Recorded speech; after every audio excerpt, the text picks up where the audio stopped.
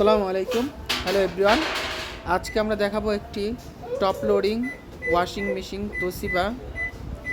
তো এটার প্রবলেম হচ্ছে অনেক শব্দ করে, বিকট শব্দ করে।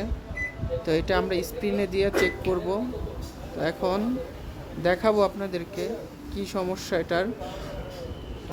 তো কাস্টমার আমাদেরকে ফোন দিয়ে জানিয়েছিল, তো আমরা এসে চেক করলাম সব কিছু দেখে। তো এটা ভিতরে যেই গিয়ারবক্স আছে এটা সম্ভবত খারাপ হয়ে গিয়েছে যেটুকু দেখলাম। তো এটা গিয়ারবক্সের যে অ্যাসেম্বলটা চেঞ্জ করতে হবে। তো এটা ভিতরে অনেক শব্দ করছে এই কারণে। সাধারণত টপ লোড ওয়াশিং মেশিনের গিয়ারবক্স খারাপ হলে এগুলা চেঞ্জ করা যায়। তো কোনো ব্র্যান্ডের আপনার গিয়ারবক্স পাওয়া যায় না, এটা হলো তোশিবা ব্র্যান্ডের। তো এটার কাজ আমরা ইনশাল্লাহ করে দিব। তো এটার আরও কিছু সমস্যা আছে, ড্রিম লাইনে প্রবলেম আছে, তো ওগুলো আমরা চেক করব। এটা আমাদের ওয়ার্কশপে নিয়ে কাজ করতে হবে, কারণ এটার পুরো যে গিয়ারবক্সটাই চেঞ্জ করতে হবে।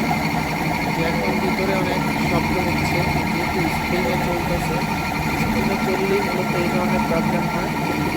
যদি আপনাদের কোনো ওয়াশিং মেশিন এই ধরনের প্রবলেম ফেস করেন বা অন্য কোনো প্রবলেম ফেস করেন, অবশ্যই আমাদের স্ক্রিনে দেওয়া নাম্বারে যোগাযোগ করবেন, আমরা হোম সার্ভিস দিয়ে থাকি।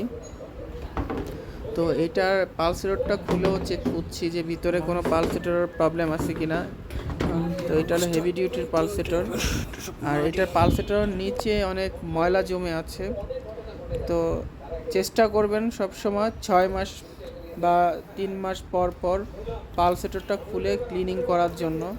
তো এই যে ভিতরে সব মাটি জমে আছে, এই মাটিগুলো আবার কাপড়ে আসে। তো অনেকেই আমাদের কাছে কমপ্লেন করে, যখন ওয়াশ করার শেষে তখন কাপড়ের মধ্যে ছোপ ছোপ থেকে যায়, মাটি অনেক সময় থাকে। তো এইগুলার কারণে এরকম হয়। চাইলে এটা আপনারাও বাসায় বসে ওয়াশ করে নিতে পারেন পালসেটরটা খুলে। পালসেটরটা খোলা খুবই সহজ, আর যে কোনো প্রবলেমের জন্য আমাদের সাথে যোগাযোগ করবেন।